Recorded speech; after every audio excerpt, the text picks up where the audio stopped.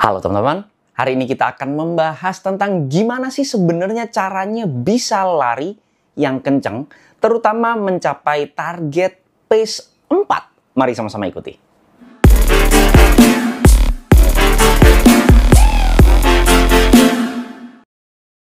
Sebelumnya saya ngasih tahu terlebih dahulu bahwa saya ini bukan atlet, saya juga bukan pelatih, jadi apapun yang saya sebutkan dalam video ini adalah murni pendapat pribadi saya sebagai pelari jelata. Bagi teman-teman yang masih belum subscribe, klik tombol subscribe yang warna merah yang di bawah ini biar saya makin semangat untuk membuat video-video bermanfaat buat teman-teman sekalian dan biar nggak ketinggalan kalau misalnya saya upload video baru tentunya seputar Mia Lari. Bagi kalian yang udah mulai lari, udah sering upload di Strava atau pakai Garmin atau ngelihat teman-teman kalian yang udah mulai update hasil lari mereka, biasanya kan ada datanya pace-nya kan ya, ada jaraknya dan juga ada pace-nya. Nah, sebenarnya yang mungkin belum tahu, pace itu adalah kecepatan lah kurang lebih sebenarnya. Tapi bedanya kalau sama speed itu kan kilometer per jam. Itu yang biasa dijadikan satuan atau patokannya. Tapi kalau pace itu adalah menit per kilometer. Kalau di dunia lari, menit per kilometer. Jadi misalnya kalau pace-nya 5, berarti dia membutuhkan waktu 5 menit untuk mencapai 1 km per jam. Jadi kalau pace-nya makin kecil, berarti dia itu makin kenceng. Kalau di dunia lari, terutama road running ya, kalau road running untuk pemula, pace 4 itu adalah salah satu pace idaman. Termasuk saya pribadi, pace 4 itu adalah pace yang sangat kencang gitu ya. Bahkan saya pribadi untuk sampai full marathon itu pengen banget bisa sampai di race-nya nanti itu pace-nya kepalanya 4 gitu ya, 4:59 setidaknya di bawah 5. Tapi sampai sekarang masih belum keturutan dan ya kita terus berlatih, semoga bisa sampai ke titik itu gitu ya. Nah, untuk bisa mencapai pace 4 atau berlari dalam 1 kilometer dalam waktu 4 menit gitu ya, itu Anda perlu meningkatkan kecepatan, kekuatan, dan daya tahan. Itu harus semuanya tiga-tiganya harus kita perhatikan gitu ya. Nggak sekedar kita kenceng sprint doang. Karena kan kita kalau road running itu larinya ada jarak yang lumayan ya. Nggak sekedar sprint doang. Nggak jarak yang cuma 100 meter atau mungkin 200 meter kayak atlet-atlet yang sprinter gitu ya.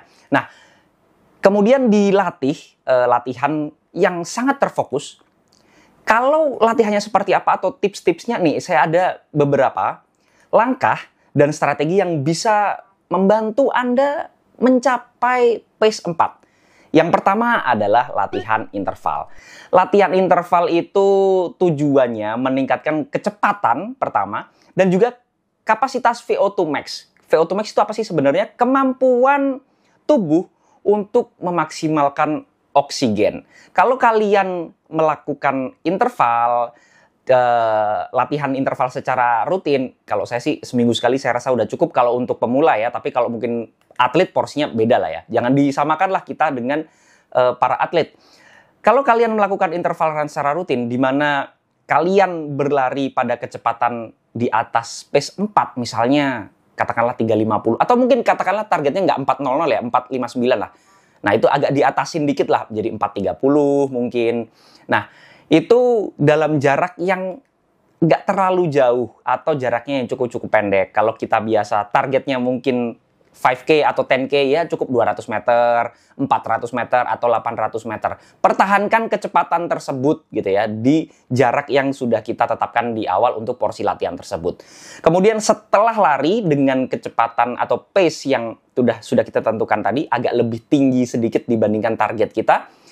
Kemudian kasih jeda. Jedanya ini bisa jalan santai yang pelan banget, hampir jalan lah ya. Recovery.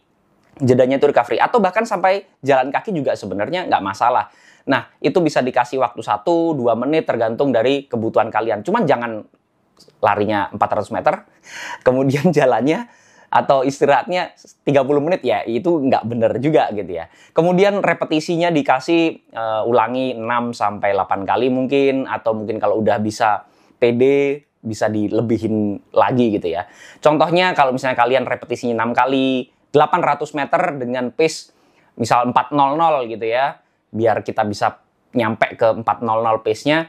Nah, itu katakanlah 8 kali, kemudian setiap ada setelah lari 400 meter, kita istirahat 2 menit, misalnya seperti itu. Nah, kemudian latihan yang kedua adalah latihan tempo atau temporan, bisa juga threshold run. Bedanya temporan itu adalah latihan dengan kecepatan yang sedikit lebih tinggi dibandingkan dengan easy run kita. Bisa dibilang zona 3 lah ya kalau heart rate-nya. Atau mungkin kalau mau threshold agak naik dikit ya zona 4, tapi jangan terus-terusan lah ya, antara 3 dan 4. Tujuan daripada latihan tempo adalah meningkatkan ambang batas laktat sehingga tubuh bisa berlari cepat tanpa menerima kelelahan yang berlebihan. Karena kalau kita berlari itu kan ada asam laktat ya. Nah, itu yang bikin pegel sebenarnya. Kita kalau sering-sering tempo atau threshold, kita akan lebih bisa mentolerir asam laktat yang ada di dalam tubuh kita. Lebih bisa minimalis lah untuk produksi asam laktat yang ada di dalam tubuh kita. Lari dengan pace yang sedikit lebih lambat dari target, sekitar kalau tadi targetnya pace 4.00, ini targetnya jadi 4.30, 4.45 misalnya gitu ya. Selama 20-30 menit itu juga udah kenceng banget gitu loh. Kalau misalnya kalian targetnya 5.00 atau 4.59, ya kalian easy run-nya contohnya di 6.00 atau di 6.30 ya. Pokoknya dinaikin dikit lah. Itu adalah contoh daripada tempo run atau threshold run. Ya gampangannya sebenarnya kalau kalian punya GPS running watch pasti sudah ada heart rate monitornya. Nah, itu bisa dijadikan patokan di zona 3 sampai ke zona 4. Yang penting jangan sampai ke jauhan atau juga kecepetan gitu ya. Ya santai naik dikit lah ya. Kemudian latihan yang ketiga adalah latihan jarak panjang atau kita biasa sebutnya adalah long run. Tujuannya adalah membangun daya tahan untuk mempertahankan pace yang tinggi tadi. Jadi kalau kita latihan interval kan dapat pace-nya tuh, dapat tingginya. Tapi kan kita nggak bisa bertahan lama. Jadi kita harus memperbaiki endurance kita dengan cara long run. Pace yang lebih cepat itu harus kita pertahankan dengan durasi yang lebih lama dengan cara menambah endurance kita. Latihan endurance ya salah satunya adalah long run. Tambahkan sesi long run kalian setidaknya 1 kali 1 minggu. Ya kalau saya pribadi biasanya hari Minggu ya, karena membutuhkan waktu yang cukup panjang. Sehingga yang paling slow biasanya hari Minggu. Tapi terserah kalian sebenarnya, yang penting seminggu kalau bisa sekali aja. Interval kalau saya pribadi juga sekali aja. Temporan seminggu sekali aja. Itu sebenarnya udah cukup sih. Sisanya easy run, recovery run, dan sebagainya sesuai dengan kebutuhan dan juga badan kalian, kondisi badan kalian. Kalau long run sendiri, ya harusnya lebih lambat daripada temporan. Pakai easy run kalian aja sebenarnya udah cukup. Kalau kalian terbiasa 6.30 atau bahkan 7.00 pace-nya, ya udah pakai pace itu aja. Yang penting jaraknya yang ditambah atau lebih jauh dibandingkan dengan hari-hari biasa atau easy run kalian. Ini sangat bagus untuk meningkatkan kapasitas aerobik dan juga kekuatan kaki kita. Long run yang konsisten membantu tubuh beradaptasi terhadap jarak dan kecepatan yang lebih tinggi. Sebenarnya kalau misalnya kalian udah sering intervalan, kemudian kecepatannya udah nyampe, itu biasanya secara otomatis pace kita pada saat long run juga akan naik pelan-pelan gitu ya. Nggak bisa langsung instan, tapi biasanya akan langsung terpengaruh di pace long run kita. Kemudian yang keempat adalah latihan fartlek. Tujuannya adalah menggabungkan kecepatan dan juga endurance dengan cara yang ya agak main-main dikit lah kalau fartlek itu ya.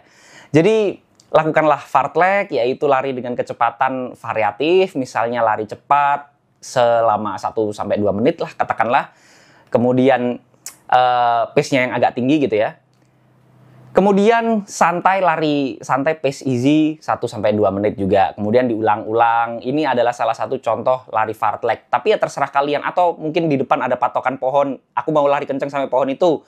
Kemudian aku mau istirahat sebentar atau jogging sebentar. Kemudian lari lagi aku sampai di jembatan depan misalnya seperti itu. Itu adalah contoh-contoh. Nggak usah terlalu terpatok banget kayak interval sih. Kalau fartlek itu lebih bebas dia. Intinya kalian memvariasikan, kombinasikan antara lari kencang dan juga lari slow kalian. Latihan ini membantu meningkatkan respon tubuh terhadap perubahan kecepatan. Jadi kita biasanya akan ngegas gitu ya, itu tubuh gimana sih responnya, itu yang akan kita latih. Kemudian yang kelima adalah latihan kekuatan atau strength training. Ini yang paling sering pelari-pelari pemula terutama, termasuk saya pribadi, itu yang paling susah malahan, paling males. Padahal tujuannya itu untuk meningkatkan kekuatan otot dan memperbaiki postur lari kita. Karena kalau otot-ototnya kuat, itu akan lebih bisa memberikan tenaga yang eksplosif dan juga endurance yang lebih baik. Latihan otot inti, kaki, dan juga pinggul dengan latihan seperti, ya gampangnya squat, lunges, deadlift, gitu-gitulah ya. Yang mana itu adalah latihan-latihan yang benar-benar sangat bermanfaat buat kekuatan otot kaki kalian. Nah, latihan kekuatan membantu meningkatkan daya dorong dan efisiensi dalam berlari. Jadi ototnya ini jauh lebih kuat dan efisien untuk dipakai lari dengan kecepatan yang lebih tinggi dengan jarak yang lumayan panjang gitu ya. Nah, kemudian yang keenam adalah fokus pada teknik berlari. Teknik berlari itu sangat penting. Jadi running form itu bisa dibilang adalah running ekonomi. Jadi kalau mau hemat, ya hemat energi di dalam tubuh kita, ya running ekonominya harus bagus. Tujuannya adalah untuk mengoptimalkan efisiensi lari lah intinya gitu ya. Pastikan postur tubuh tegak, kemudian langkahnya efisien, dan ayunan lengan juga membantu menambahkan kecepatan. Jadi postur tubuh itu peranannya bisa dibilang cukup vital, karena kalau postur tubuh atau postur lari kita itu nggak bagus, ya energi yang ada dalam tubuh kita juga lebih boros gitu loh. Nah, perbaiki cadence kalian juga. Cadence itu jumlah lari per menit ya. Berapa step per menit biasanya. Kalau bisa stepnya itu, ya sebenarnya tergantung sih. Step itu ada yang, cadence itu ada yang cepat banget, ada yang tinggi banget. Senyamannya kalian, yang jelas ditingkatkan aja. Kalau misalnya selama ini cadence-nya agak rendah, ditingkatin. Kalau misalnya cadence-nya udah tinggi, berarti jarak langkahnya yang perlu ditingkatkan. Kemudian yang ketujuh adalah progressive overload. Apa itu progressive overload? Tujuannya dulu lah ya. Tujuannya adalah secara bertahap meningkatkan volume dan intensitas latihan kalian untuk mencapai pace 4. Jadi kalau intinya gini, latihan kalian itu porsinya nggak boleh langsung meningkat secara drastis dengan tiba-tiba. Harus progresif, harus bertahap. Itu bisa ditambah pelan-pelan, itu setiap minggunya porsi latihannya. Jadi setiap minggu tambahkan kecepatan atau jarak secara bertahap aja dalam latihan yang bakal kalian pakai gitu loh. Tetapi jangkauan meningkatkannya lebih dari 10% kalau bisa gitu. Jangan terlalu tipis juga, karena ya lebih lama aja gitu untuk mendapatkan hasil yang kita inginkan, terutama pace 4 tadi. Kemudian yang 8 adalah pemulihan yang cukup. Tujuannya adalah menghindari kelelahan dan memungkinkan tubuh untuk pulih dengan maksimal gitu ya. Karena kalau kita latihan untuk meningkatkan pace, meningkatkan jarak, itu biasanya akan lelahnya luar biasa, otot kita akan dipaksa banget. Tapi kita harus bisa memaksimalkan recovery-nya gitu. Jangan sampai kita nggak peduli recovery, ya bisa jadi 2 minggu bertahan, 3 minggu bertahan, minggu keempat kita udah cedera kayak gitu. Itu jangan sampai terjadi. Pastikan Anda memiliki waktu istirahat yang sangat cukup, pemulihan aktif gitu ya, active recovery seperti easy run, recovery run. Kalau saya lebih ke recovery run yang kalau kalian biasa pace 7 misalnya, ya udah recovery run pace 9, tapi jaraknya cuma 3 kilo gitu misalnya. Gitu aja saya rasa udah cukup gitu ya. Atau latihan cross training juga bisa, nggak harus lari gitu ya, untuk membantu tubuh siap menghadapi sesi latihan intens yang berikutnya. Selain itu kalian juga bisa memanfaatkan sport massage, layanan kayak di fisioterapi itu udah banyak, fisioterapi, sport massage. Itu penting banget untuk meningkatkan, maksimalkan recovery kalian. Kemudian yang ke-9 adalah nutrisi yang tepat. Tujuannya adalah mendukung performa saat latihan dan pemulihan. Nutrisi itu peranannya penting banget, sesama pentingnya dengan recovery dan juga sama pentingnya dengan latihan.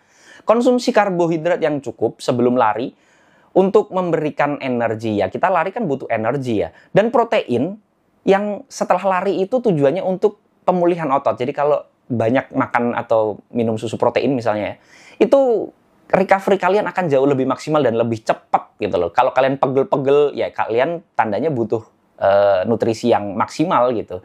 Kemudian yang ke-10 adalah konsistensi dan kesabaran. Ini adalah hal yang paling penting. Ketiga hal tadi seperti latihan, nutrisi, dan juga recovery itu adalah hal yang paling penting. Tapi secara mental kita membutuhkan konsistensi dan kesabaran. Karena hal tersebut memang pace 4 itu adalah hal yang sangat prestisius di dunia lari. Terutama road running ya.